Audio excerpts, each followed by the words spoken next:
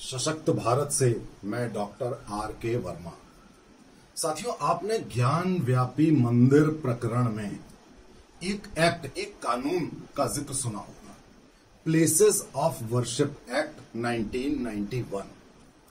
इस एक्ट का जिक्र मुस्लिम पक्ष करता रहा और आपने देखा होगा कि ओवैसी, जो एक फायर ब्रांड देश विरोधी बयान देने के लिए कुख्यात हैं, उन्होंने भी कहा कि नहीं साहब, ये जो प्लेसेस ऑफ वर्शिप एक्ट 1991 ये कहता है कि ज्ञान व्यापी मंदिर प्रकरण, यानी कि जो काशी विश्वनाथ मंदिर अगर आप लोगों ने देखा हो तो पूरे मंदिर प्रकरण, पूरे मंदिर परिसर में आपको एक जगह एक छोटा सा ज्ञान व्यापी मस्जिद नाम का स्ट्रक्चर दिखाई देगा, जिसके अंदर सारी दीवारें मंदिरों की हैं। श्रृंगार गौरी जी का मंदिर था और उसमें 1992 तक पूजा होती रही और उसके बाद भी बीच बीच में पूजा होती रही। तो इस हिंदू पक्ष ने कहा ये हमारा मंदिर है, जो औरंगजेब ने जबरदस्ती वहां पे एक मस्जिद बना दी थी। तो जिक्र किया गया कि प्लेसेस ऑफ वर्शिप एक्ट 1991, जो कि उस समय कांग्रेस सरकार ने बनाया था संसद में, जब अयोध्या राम मंदिर प्रकरण जोरों पर था।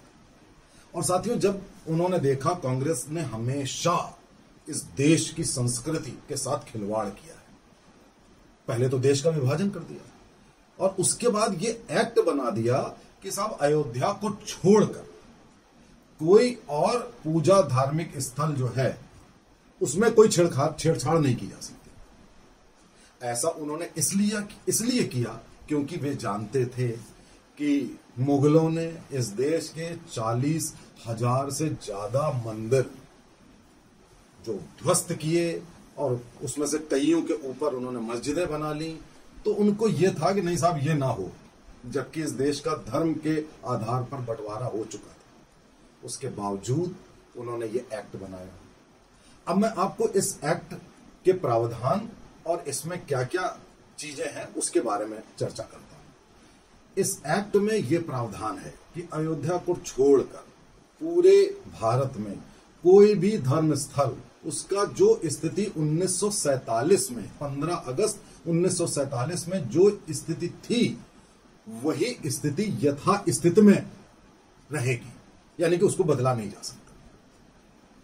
अब ये पूछा जा रहा है कि ये जो 15 अगस्त 1947 जो आपने तारीख घोषित करी, इसका आधार क्या था? आपका संविधान तैयार हुआ है 1950 में, 47 में देश आजाद हुआ है, लेकिन उसके पहले ही नेहरू जी शपथ ले चुके थे और 47 में देश का बंटवारा भी हो चुका था, मुसलमानों को उनका देश दिया जा चुका था।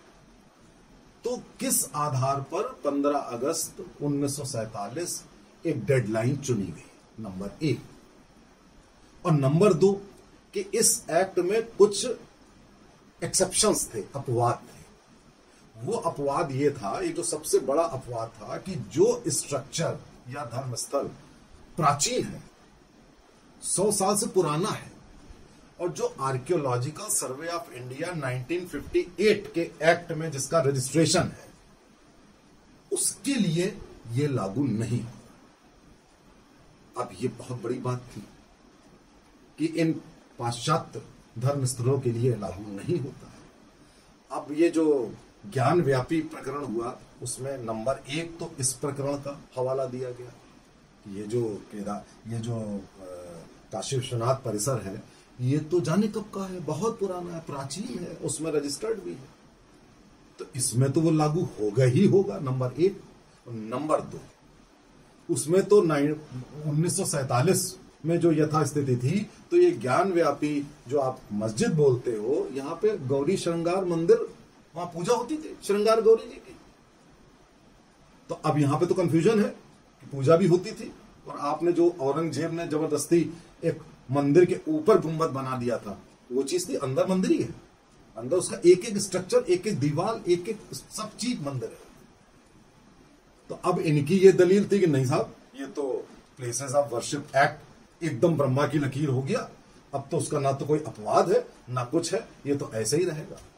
तो साथियों, ये प्लेसेस ऑफ वर्शिप एक्ट जो कि असंवैधानिक है, मैं ये बहुत बड़ा स्टेटमेंट आपके सामने दे रहा हूं, असंवैधानिक, अनकॉन्स्टिट्यूशनल है। क्यों? उसकी दो वजह है। नंबर एक, 15 अगस्त 47 एक डेडलाइन बनाने के पीछे उसका क्या बेसिस था आपने नहीं बताया। उसका बेसिस कोई है ही नहीं। आजादी मिलना अलग बात है, धर्म स्थल एक 5000 7000 पुराने देश में जिसमें धर्म स्थल सारे बने हैं, ये पूर्णतः भिन्न मुद्दा है। तीसरी बात, देश का बंटवारा होकर उनको उनका देश दिया जा चुका है। तो आप अपने देश में देश विरोधी बात कैसे करेंगे? नंबर एक। नंबर दो, साथियों, जब भी संसद कोई कानून बनाता है तो एक प्रावधान होता है जुडिशियल रिव्यू का। इस प्लेसेस ऑफ वर्शिप एक्ट में जानबूझकर जुडिशियल रिव्यू का मतलब होता है कि कोर्ट ये देखता है कि ये जो एक्ट बना है ये गलत तो नहीं है, ये मूल अधिकारों का हनन तो नहीं कर रहा है। ऐसा नहीं करने दिया गया, ना ही ऐसा करवाया गया। तो बगैर जुडिशियल रिव्यू हुए वो एक्ट कॉन्स्टिट्यूशनल नहीं हो सकता, नंबर एक। और नंबर दो, 100 साल पुरानी वाली बात। नंबर तीन, कि आपने उसमें प्रावधान ही नहीं दिया कि 15 अगस्त 47 किस बेसिस पे किया गया। ये तीन कारण हैं जिससे ये एक्ट पूरी तरह से अनकॉन्स्टिट्यूशनल है। मांग उठी है कि ये एक्ट हटना चाहिए। साथियों, जो ये कांग्रेस ने बीड़ा उठाया था और अभी भी उठा रही है, इस देश की संस्कृति को खत्म करने का, इस देश की सनातन धर्म और संस्कृति को खत्म करने का, उसको पहचानिए। हर हाल में प्लेसेस ऑफ वर्शिप एक्ट 1991 ये रिपील होना चाहिए, यानी कि खत्म होना चाहिए। और ये खत्म होकर रहेगा। हमारी और आपकी कोशिशें जारी रहनी चाहिए। जय हिंद,